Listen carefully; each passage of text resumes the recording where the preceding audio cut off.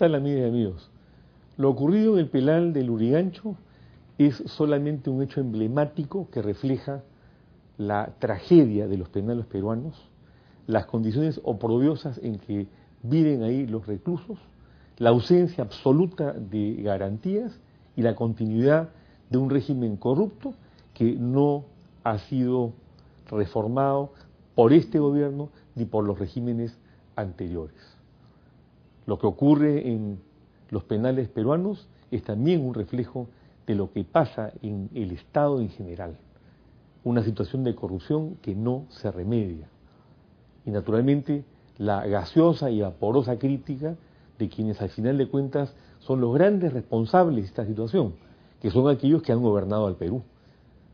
¿Qué ocurre con la responsabilidad política en un país como el nuestro, en el que hay ministros de Estado que, teniendo las papas calientes en las manos, no asumen la responsabilidad política y le echan la pluma a alguien, cualquiera que sea, y continúan en el cargo?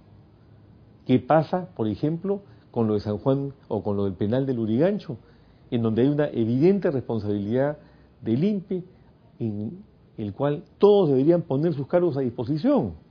Yo arrancaría por la ministra, porque ¿cómo es posible que ocurra lo que ha ocurrido ahí y que haya una denuncia y luego empiezan las explicaciones, se echa un poquito, ¿no es cierto?, de agua para bajar la marea y, en fin, apagar el incendio, y las cosas siguen tal cual? Por supuesto, hay un origen de carácter estructural. Ese penal está ocupado por 3 veces los reclusos que deberían ocuparlo. Y no solamente es privilegio del Lurigancho, eso ocurre en todos los penales del Perú. Yo recuerdo, por ejemplo, el hacinamiento que había en la cárcel de Huánuco hace unos 10 años, que está ubicada en el centro de la ciudad. Una cosa espantosa. Yo he recorrido muchos penales y puedo hablar de esto. Se construye el nuevo penal en Huánuco, cuando yo regreso 2 o 3 años después, ya estaba el nuevo penal hacinado. Por lo tanto, no hay planificación, no se le da la importancia del caso. Pero además ocurre otra cosa, que la mayor parte se trata de reclusos cuyos juicios no concluyen nunca. Recuerdo el caso de una señora que había analfabeta, quechohablante, que había asesinado de 30 cuchilladas a su marido en Andahuaylas, y yo hice la gestión porque estaba encerrada 5 años sin juicio. Visitando otro penal en el Cusco unos meses después, o un año después, le encuentro a la misma señora que como gran cosa le habían trasladado de Andahuaylas al Cusco para iniciarle el juicio, que todavía no se iniciaba. Esa es la historia del Perú en materia de penales. Y por eso lo que acaba de ocurrir es simplemente el reflejo de terribles cosas que todos los días pasan, porque ahí hay corrupción, hay descontrol, el propio personal del INPE está metido hasta el cogote en este tipo de cosas y la policía no hace absolutamente nada porque corre muchísimo dinero. Desde los penales se manejan los secuestros, las extorsiones, los asaltos. En los penales, los que están en el ajo del asunto, los taitas o los padrinos o los jefes de las mafias, viven a cuerpo de rey. Por supuesto, reciben en los ministerios a prostitutas de alto vuelo y cosas por el estilo.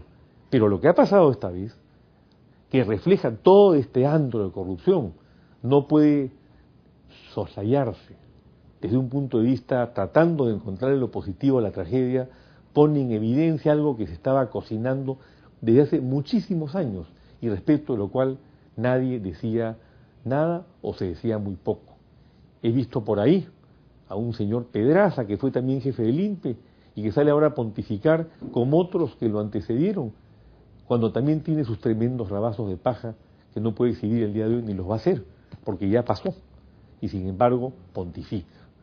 Porque eso es lo que ocurre en nuestro país, como lo acabo de señalar, la ausencia de responsabilidad política por la falta de memoria colectiva o porque los medios prefieren esconder las cosas siguiendo la política del avestruz para que éstas no afloren, emerjan e invadan y pongan, de repente empiecen a poner las cosas en su sitio ya por generación espontánea. No lo sé.